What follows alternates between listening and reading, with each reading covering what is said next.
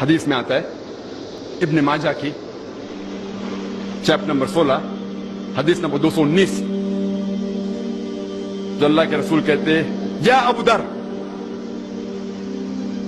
تم اگر ایک آیت کو سمجھو گے وہ 100 رکعت نفل سے بہتر ہے۔ اللہ کے رسول فرماتے یا ابو در، تم اگر ایک قرآن کی آیت کو سمجھو گے وہ 100 رکعت صلاح، نوافل صلاح سے بہتر ہے، اور ایک رکعت میں کم از کم سورہ فاتحہ تو پڑھنا چاہیے آپ کو، کم از کم 7 آیتیں ہیں، 100 رکعت میں کم از کم 700 آیتیں ہیں۔ تو اللہ کے رسول فرماتے ایک آیت کو سمجھ کے پڑھنا، سمجھنا 700 آیت کی تلاوت کرنے سے بہتر ہے، یعنی سمجھنا 700 گنا صرف تلاوت سے بہتر ہے۔ اللہ کے رسول فرماتے ابن ماجہ میں، اور یہ صحیح حدیث ہے۔ ہم لوگ سے پوچھتے ہیں قرآن شریف کیوں نازل کیا گیا، تو لوگ کہتے ہیں جب اوپننگ سرمنی ہوتی نا، اوپننگ سرمنی آفس کی، تو قرآن شریف پڑھنے کا، جب گھر کا افتتاح ہوتے تو قرآن شریف پڑھنے کا، جب کوئی مر گیا تو قرآن خوانی کرتے، تو قرآن شریف نازل کیا گیا تھا قرآن خوانی کے لیے۔ اور لوگ کرتے ختم قرآن، ختم قرآن 1 2 3 ختم قرآن کے رمضان میں 3 بار 4 بار 10 بار، الحمدللہ آپ کو ثواب ملے گا، انشاءاللہ ملے گا۔ لیکن اگر آپ رمضان میں 2 بار ختم قرآن کرتے ہیں، میری یہ رائے رہے گی کہ 1 بار عربی میں پڑھو اور 1 بار ترجمہ پڑھو، وہ بہتر ہے، کم از کم سمجھ میں تو آئیں گا آپ کو۔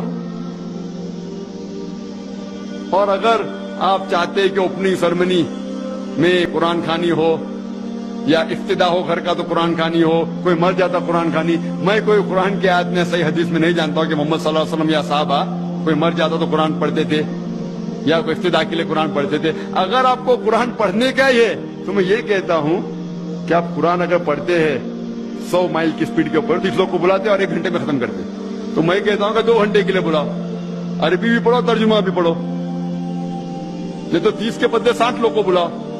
ایک آدمی اگر 1 پارہ پڑھتا ہے تو ایک آدمی کو بولا آدھا پارہ پڑھو عربی میں اور آدھا پارہ ترجمہ پڑھو، کم از کم وہ قرآن تو پڑھنا کا حدیث میں لکھا نہیں، لیکن کم از کم اگر آپ ترجمہ پڑھیں گے تو آپ کو علم تو حاصل ہوگا اور انشاءاللہ کچھ چیز کے اوپر عمل تو کریں گے۔ تو قرآن کو سمجھ کے پڑھنا بہت ضروری ہے، بہت ضروری ہے۔ اور ایک مثال میں پیش کرتا ہوں کہ اگر آپ فرانس جاتے ہیں ایک ڈگری حاصل کرنے کے لیے، BSc کی ڈگری، آپ فرینچ نہیں جانتے، آپ کلاس اٹینڈ کرتے ہیں، کلاس اٹینڈ کرتے ٹیچر استاد آپ کو پی دیتا ہے، پریزنٹ، بولتے ہیں حاضر ہے، حاضر ہے تو پی لکھتا ہے، present, P four present, English میں پریزنٹ۔ آپ پورا سال پریزنٹ رہتے، پی ملتا ہے آپ کو، آپ خوش ہے۔